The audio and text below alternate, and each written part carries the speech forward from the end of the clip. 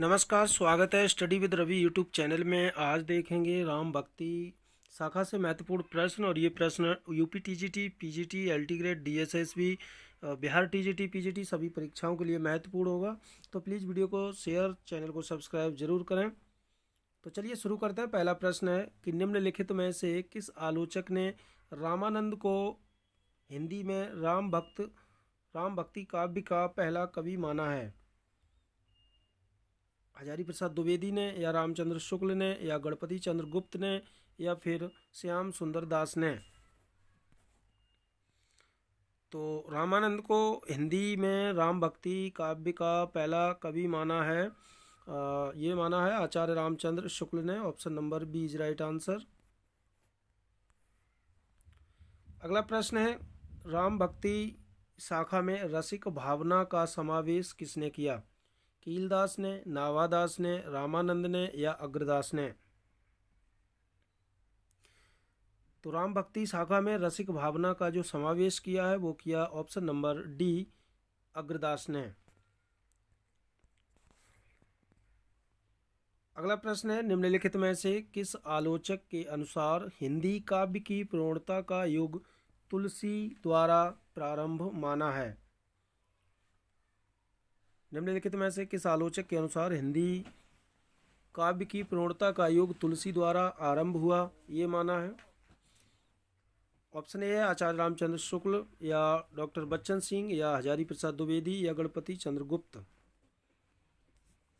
तो किस आलोचक के अनुसार हिंदी काव्य की प्रवणता का युग तुलसी से आरंभ हुआ है, तो ये बताना है। तो इसका जो सही उत्तर है वो है ऑप्शन नंबर ए, आचार्य रामचंद्र शुक्ल के अनुसार।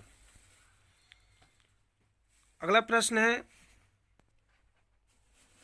ये पंक्ति है, अवधपुरी की शोभा जैसी कहीं नहीं सकई शेष श्रुत तैसी।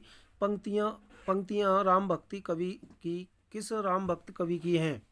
अग्रदास की, नाभादास की, रामानंद की, या तुलसीदास की? तो ये महत्वपूर्ण पंक्तियां, और ये पंक्तियां हैं नाभादास की। Option number B is right answer. प्रश्न नंबर 5, निम्नलिखित में से किसने रामानंद को आकाश धर्मा गुरु कहा है? रामचंद्र शुक्ल ने, हजारी प्रसाद द्विवेदी ने, या राम कुमार वर्मा ने, या गणपति चंद्र गुप्त ने? तो रामानंद को आकाश धर्मा गुरु कहा है ऑप्शन नंबर बी, आचार्य हजारी प्रसाद द्विवेदी ने। प्रश्न नंबर 6, नाभादास द्वारा रचित भक्तमाल में रामानंद के शिष्य के रूप में निम्नलिखित में से किसका उल्लेख नहीं है? भावानंद का, पीपा का, सेन का, या सुरेश्वरानंद का?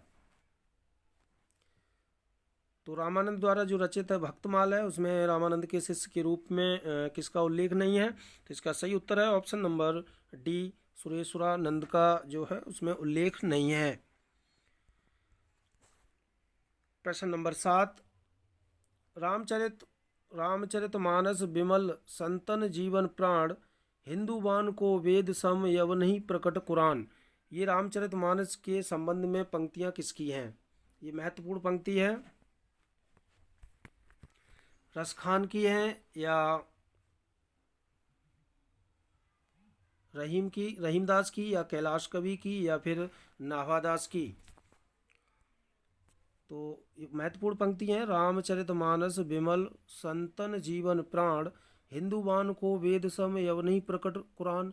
ये जो पंक्ति रामचरितमानस के संबंध में है, तो ये पंक्तियां हैं ऑप्शन नंबर बी, रहीमदास। ये रहीमदास की पंक्तियां हैं। अगला प्रश्न है, निम्नलिखित में से किसने तुलसी की भाषा को पुरानी बेसवाड़ी कहा है? जॉर्ज ग्रियर्सन ने, बेस्कट ने, केलॉग वीम्स ने, या मैकालेफ ने?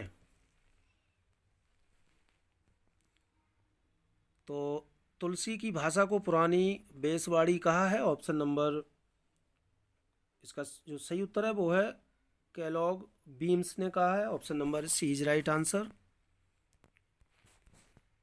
प्रश्न नंबर 9 है, निम्नलिखित में से किसने रामानंद को शेख तकी और सिकंदर लोदी के समकालीन माना है?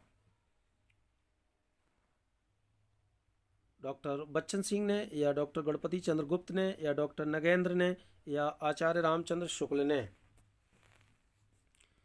तो रामानंद को शेख तकी और सिकंदर लोदी के समकालीन माना है। ऑप्शन नंबर डी, आचार्य रामचंद्र शुक्ल ने।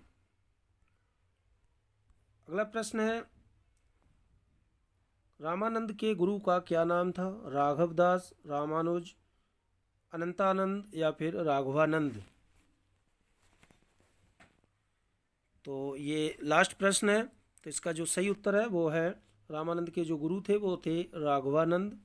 तो ये थे महत्वपूर्ण 10 प्रश्न। अच्छे लगे हो तो प्लीज़ वीडियो को लाइक, शेयर, चैनल को सब्सक्राइब जरूर करें। Thank you.